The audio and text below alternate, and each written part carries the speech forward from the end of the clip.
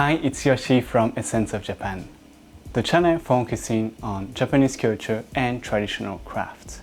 Today we're talking about Nihonshu, aka Japanese sake. Japanese sake is a unique and versatile alcoholic beverage that has been enjoyed for centuries. Made from polished rice, water, yeast, and koji mold, sake has a complex flavor profile and a rich cultural history. However, at first sight, Japanese sake seems to be difficult to approach. Maybe you've been interested in learning about sake but didn't know where and how to begin with. In fact, when we asked people about why they don't drink sake, the most common reason were, I don't understand the meaning of the words on the label, or I don't know how it tastes, or I don't know a dish that goes well.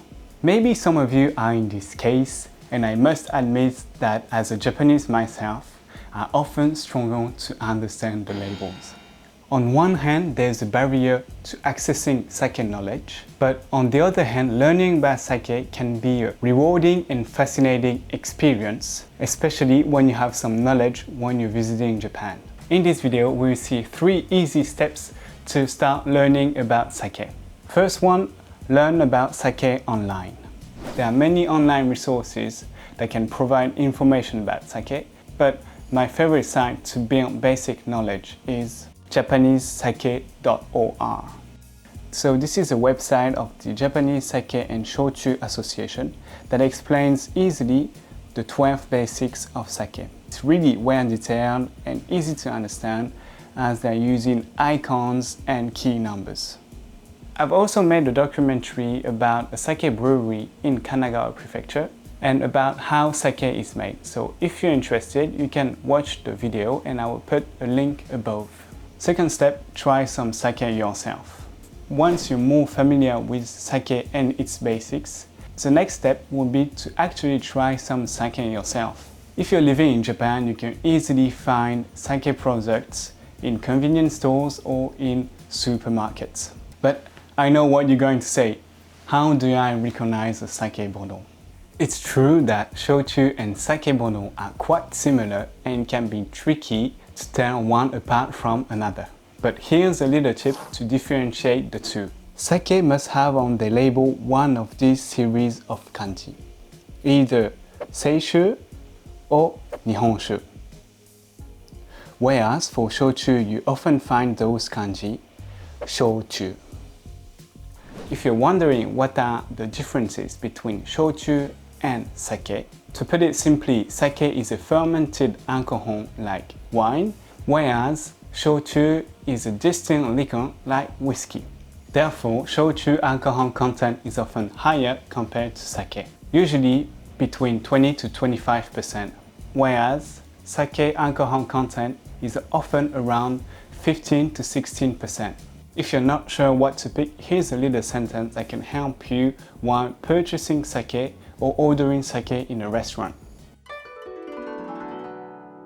Nihonshu no osusume wa arimasu ka? Nihonshu no osusume wa arimasu ka? Which means, do you have any recommendations of sake? If you're abroad, you can find sake in Asian supermarkets. Usually, the word sake will be written in English. If not, you can always ask some staff to give you some help.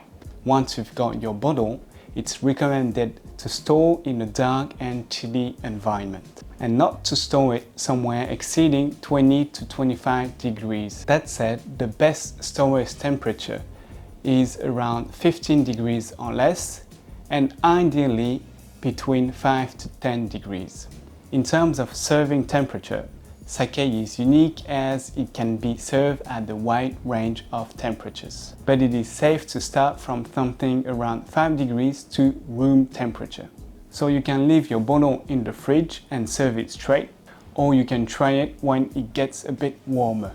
Once open, it's recommended to drink it as soon as possible, as the flavor could deteriorate due to oxidation. We're not going into the depth of how to drink and store sake, and I might do another video focusing on that in the future. Third step, visit sake breweries or attend events.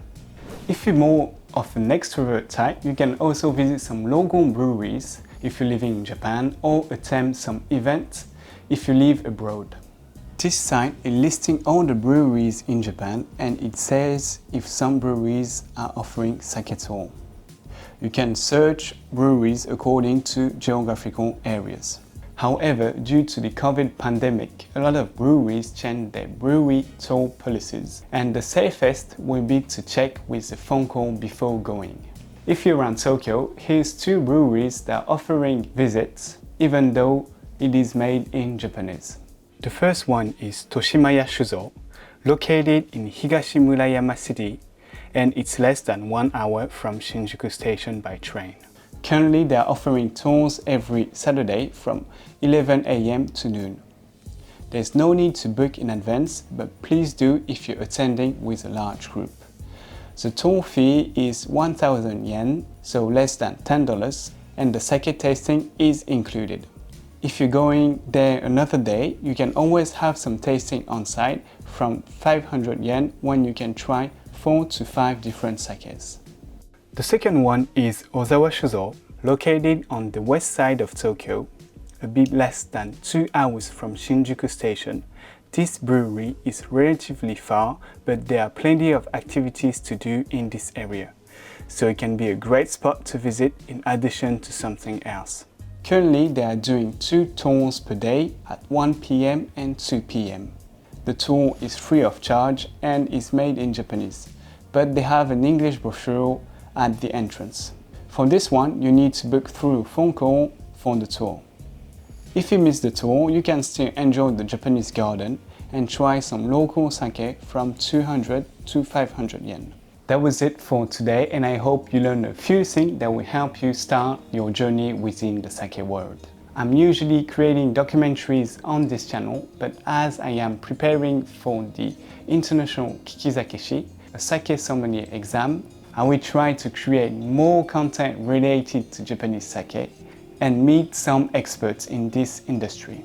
So let me know in the comment section if you're interested in exploring sake with me. Thank you for watching. Mata ne!